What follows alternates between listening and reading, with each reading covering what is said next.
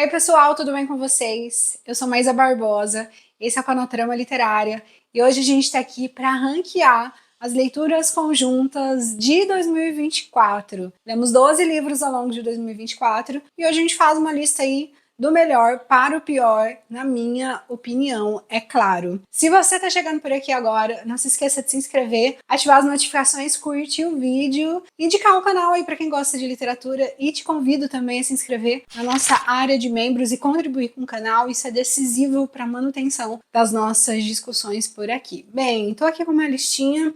Fizemos 12 leituras aí, lemos 12 livros literários ao longo do ano por meio de lives. A nossa lista para 2025 já está separada, já tem vídeo por aqui explicando tudo, vou deixar aqui na descrição. Se quiser acompanhar com a gente as nossas próximas leituras, só acompanhar aí os nossos cronogramas. Me acompanha também lá no Instagram, @tramaliterária, que eu deixo sempre tudo previamente organizado por lá. Fizemos uma miscelânea aí de 2024, livros clássicos, livros contemporâneos, de autoria feminina, de autoria masculina, enfim. Fizemos uma lista bem legal aí de livros com temáticas muito variadas. No meu preferido, começo pelo meu preferido, que é As Horas Nuas, da Lígia Fagundes Telles. As Horas Nuas é um livro que... Eu não vou fazer sinopse do livro, tá, gente? Vou só falar um livro falando, de fato, as minhas impressões, assim. O que eu mais gostei e o que eu menos gostei, e no caso de alguns deles. As Horas Nuas, de fato, é o que eu mais gostei. Eu gosto muito da Lígia. Primeiro que ela é excelente e ela tem... Em As Horas Nuas, a gente tem uma coisa da gente ter personagens mulheres muito transparentes. Isso é uma coisa que eu sinto muita falta, às vezes, na literatura contemporânea, de ter personagens complexos, no sentido de ter personagens que às vezes sejam meio cruéis, que às vezes sejam meio ruins, que sejam questionáveis enquanto pessoas, assim, né? Porque a gente precisa, talvez, lidar com isso também na literatura. Eu acho que uma tendência da literatura contemporânea é ter personagens muito bonzinhos, muito certinhos, muito éticos, e aqui em As Horas Nuas isso não acontece. A gente tem personagens muito transparentes, assim, que fazem o bem, fazem o mal, são bons, são ruins, colhem as consequências das suas próprias decisões, como funciona como ser humano na vida. Segunda leitura preferida, Helena, do Machado de Assis. Sou muito fã do Machado de Assis. Se tem livro de 2025, aliás, não tem livro do Machado de Assis na lista, mas se tivesse, ele já ia estar separado para o meu ranqueando leituras de 2025, porque eu gosto muito do Machado de Assis. Dessa vez a gente leu, acho que é o primeiro romance que ele escreveu, e ele ainda escreveu naquela forma de livros que eram publicados no jornal, assim, então cada dia saiu um capítulo, como uma novela de fato. E Helena, ele é escrito numa fase de um Machado de Assis romântico, só que é o Machado de Assis, assim, então a gente não tem um romantismo puro e simples, assim, muito meloso, muito fácil, muito simples. Claro que a gente vai ter, por ser um escritor com tanto potencial, ainda que seja nessa época um escritor ainda jovem, ainda sem tanta maturidade, a gente já consegue perceber ele insinuar alguns temas dele que são fundamentais, assim, questão de denúncia da hipocrisia das altas classes sociais, tudo isso, assim, todos esses temas, eles são abordados pelo Machado de Assis, ainda que Helena, ele tenha escrito muito jovenzinho, assim, então eu gosto muito por causa disso, porque é um livro escrito numa época dele jovem, mas que a gente já consegue perceber que por que é que ele se torna o que ele se torna depois. Minha terceira leitura preferida foi São Bernardo, do Graciliano Ramos. Graciliano Ramos também é um escritor que eu gosto muito. Angústia, né? É um dos meus livros preferidos. E aqui em São Bernardo a gente também tem aquela característica da Lígia Fagundes Telles, assim, da gente ter um protagonista que ele não é nada admirável, assim. É um sujeito profundamente desprezível, cruel, maldoso, maluco, mas que de toda forma ele é um sujeito absolutamente empenhado em tudo que ele faz, então seus grandes objetivos ele cumpre, que é fazer fortuna. Ele faz essa fortuna passando a perna em muita gente, enganando muita gente, dando muito golpe, mas em todo caso, a gente vai conseguindo ter acesso a, de fato, a um personagem que entrega pra gente um ser humano muito transparente, assim, um ser humano muito real, assim. Quando eu digo um ser humano muito real, é no sentido de que esse sujeito, ele faz muitas coisas boas, acho que coisas boas não, ele faz muitas coisas ruins, e ele cumpre as consequências dessas coisas ruins em algum momento, assim. Tem um momento, quando ele já tá maduro, que ele tá absolutamente sozinho, a gente consegue perceber, ele próprio percebendo, ele próprio se dando conta de que o lugar que ele tá, a solidão que ele enfrenta é fruto da vida que ele escolheu ter. Então acho que tem isso no livro, assim. A gente faz muitas coisas na vida, boas e ruins, e a gente precisa, em algum momento, lidar com a consequência disso e lidar com as escolhas que a gente fez, assim. Então, por isso, amei São Bernardo. Meu quarto livro preferido da nossa lista de 12 livros foi Pais e Filhos, do Ivan Turgenev. Eu também gosto muito de literatura russa, assim, e de todo o pessimismo que a gente tem na literatura russa. E Ivan Turgenev, ele é um escritor muito bom, assim, porque ele era um escritor muito engajado, assim, socialmente. Então, ele é um escritor que permite a gente conhecer um pouco de como funcionava a Rússia no momento em que ele escreve, assim, que era no momento em que já está se construindo uma derrocada do czarismo, uma derrocada do absolutismo. Então a gente consegue ter isso muito transparente na obra dele, porque ele faz questão de evidenciar esses pontos de discussão, ele faz questão de mostrar todos esses conflitos e integrar isso à literatura. Eu gosto muito de Pais e Filhos, especificamente, porque ele é um livro que tem uma profunda consequência para a vida do Ivan Turgenev, no sentido de que a gente consegue ter acesso ao poder da literatura nesse momento, assim, de influenciar movimentos sociais, influenciar posições políticas, influenciar alguns comportamentos, e a gente consegue perceber isso quando a gente vai lendo a respeito do livro, assim, sobre o que isso fez com a vida do próprio autor. Meu quinto livro preferido foi A Volta ao Mundo em 80 Dias, do Verne. É um livro que eu gostei muito, assim, porque a gente conhece um tipo muito específico de literatura, que é essa chamada literatura científica, que dá acesso pra gente, que permite a gente conhecer o modo como Verne compunha, no sentido de ser um livro profundamente bem pesquisado, assim. Acho que essa é uma das coisas que mais me pega no livro, assim, no sentido de a gente vai passando por muitos lugares conforme a gente acompanha a narrativa, até porque o protagonista dá a volta ao mundo em 80 dias, então a gente vai conhecendo o mundo inteiro por meio de um cara que escreve muito bem, no sentido da história ser muito interessante, mas também de ser uma pessoa que é uma pesquisadora meio maluca, assim, eu fico imaginando, obcecada demais. O Verne, ele era obcecado por embarcações, ele era obcecado por transportes, por meios de transporte de longa distância. Então, quando ele vai fazendo essa passagem, quando ele vai atravessando o mundo ali, o personagem dele vai atravessando o mundo, a gente vai tendo conhecimento e a gente vai tendo acesso a um conhecimento muito amplo do lugar, da cultura, da geografia, de como aquela embarcação ou de como aquele meio de transporte estava funcionando naquele momento. Então é um livro que apresenta tudo pra gente, assim, um livro muito bem construído no sentido de fato, adentrarmos nesse universo, nessa mente um pouco obcecada demais do Verne, assim. Então é muito interessante por conta disso, assim, no modo como ele escreve. Sexto livro preferido, meu sexto livro preferido da lista é Triste Fim de Policarpo Quaresma. Lima Barreto, ele merece mais aclamação, ele merece mais reconhecimento, porque o Triste Fim de Policarpo Quaresma, ele revela um pouco de como o próprio autor pensava, assim, do modo como o próprio autor pensava o Brasil, então isso está muito evidente, e ao mesmo tempo ele traz um tipo de nacionalista ali, meio inocente, meio esperançoso demais num país que tem tudo para dar errado, e que ele vai mostrando esse personagem aos poucos sendo abatido por todos os golpes que ele vai levando de cada lado, e dá muita dó, assim, porque o Policarpo Quaresma, ele só é um brasileiro extremamente apaixonado pelo Brasil, ainda que muito inocente, mas ele só é um brasileiro absolutamente apaixonado pelo Brasil, e Triste Fim de Policarpo Quaresma já entrega esse final aí do Policarpo, que é um triste fim de fato, porque a vida dele é levar porrada, e ele leva porrada defendendo o país dele, que é a coisa que ele mais ama no mundo. Em sétimo lugar, tá Macabeia, Flor de Molungo, da Conceição Evaristo.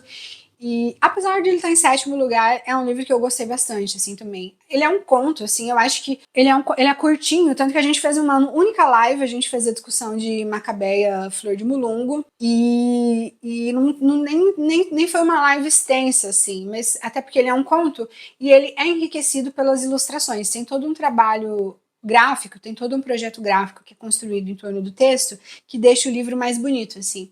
Eu gosto de Macabeia Flor de Molungo por conta da própria história da Conceição Evaristo e da relação de admiração que ela tinha com a Clarice Lispector, assim. Ela tem muitos poemas dedicados à obra da Clarice, à própria Clarice. Então é como se a gente tivesse acesso a uma fã de uma escritora gigantesca, assim, querendo homenagear e homenageando a obra dela por meio da sua própria escrita, assim, mas ao mesmo tempo com uma certa, não sei se subversão, mas com uma certa alteração de alguns discursos e de alguns destinos que a gente tem presente na obra da Clarice, na obra da própria Clarice, A Hora da Estrela.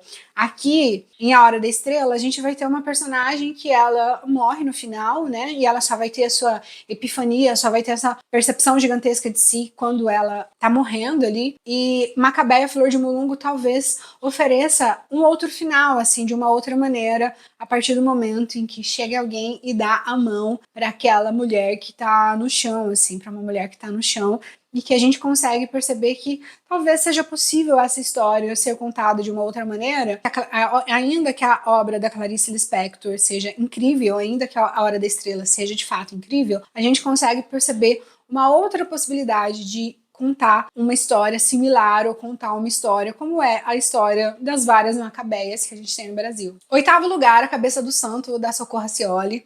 É um livro muito divertido, assim, acho que A Cabeça do Santo ele tem essa característica de ser um livro muito divertido, ao mesmo tempo que aborda pontos muito sérios, assim, mas ele é um livro que ele tenta trazer esses temas que são abordados, assim, pela voz narrativa, por meio de uma leveza que vai deixando leves mesmo em momentos muito difíceis, assim. Eu acho que é uma característica do modo como a Socorro Racioli escreve, no sentido de ter muita qualidade justamente por causa disso. Então a gente vai conhecendo essa história que vai trazendo pra gente uma face, assim, do interior do Brasil, de cidades muito pequenas, que tem um modo próprio de funcionamento, tem um modo particular de funcionamento, e que a gente vai tendo um certo acesso aqui em A Cabeça do Santo.